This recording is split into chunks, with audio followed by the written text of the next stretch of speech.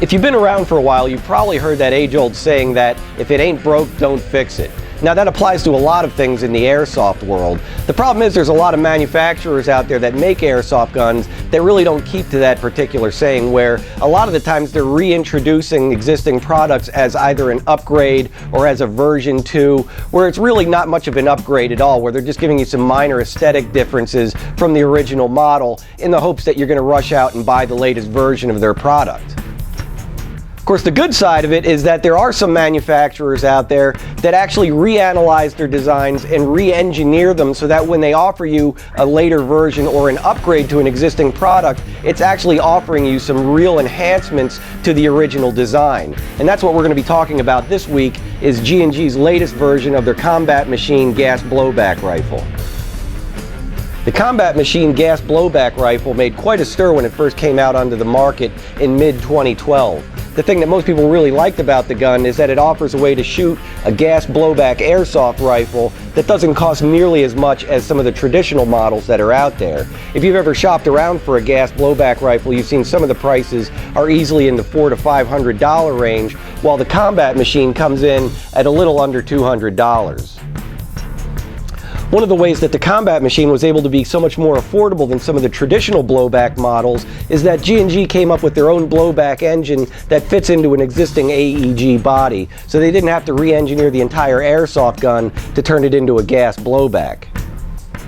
The other thing that G&G did is that they used a lightweight nylon fiber for the upper and lower receiver on the gun, which offers a significant savings in both weight and cost over the more traditional models that are out there.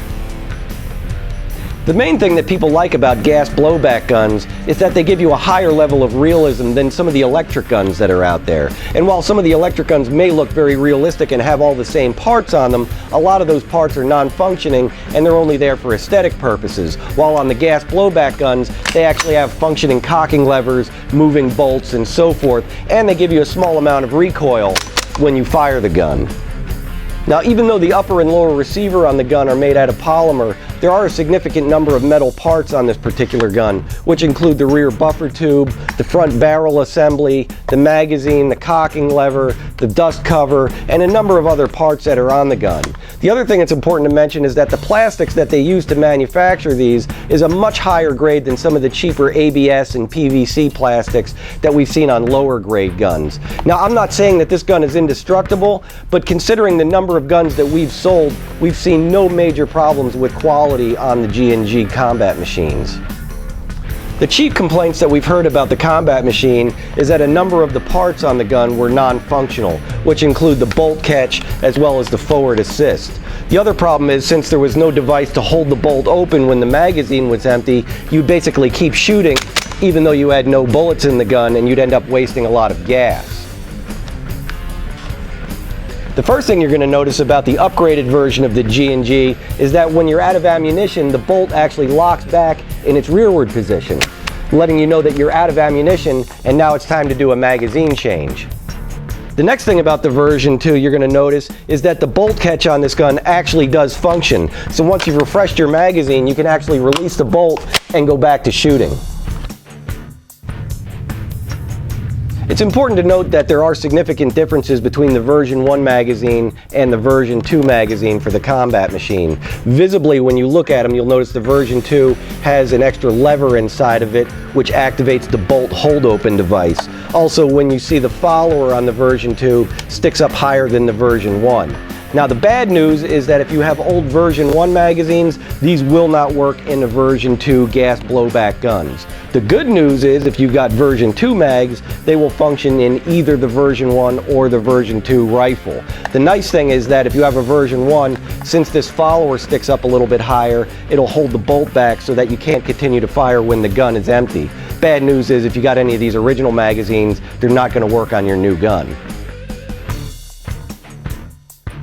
Now, G&G probably could have been happy with the existing upgrades to the version 2, but they actually went a step further and made this into a fully ambidextrous version of an M4. You'll notice that the selector switch is actually on both sides of the gun now, so you can actually operate it left-handed or right-handed. The other nice thing is that the mag catch is on both sides of the gun now, so you lefties that are out there will be able to drop your mag from either side of the gun. One of the things we've noticed about the combat machine gas blowback is that it generates significantly more vibration than other airsoft guns that are out on the market. Obviously, if the gun is recoiling and you're having the slide and the bolt moving back and forth in it, there's going to be a lot more vibration going on.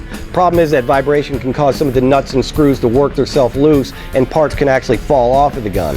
What we recommend if you already have one of these guns at home is to go ahead and remove the screw for the stock as well as the 2 sets of screws that hold the barrel assembly together and put a little dot of Loctite on it and go ahead and put that back together and torque it down, and that'll pretty much eliminate all of the vibration problems that you'll have in the future.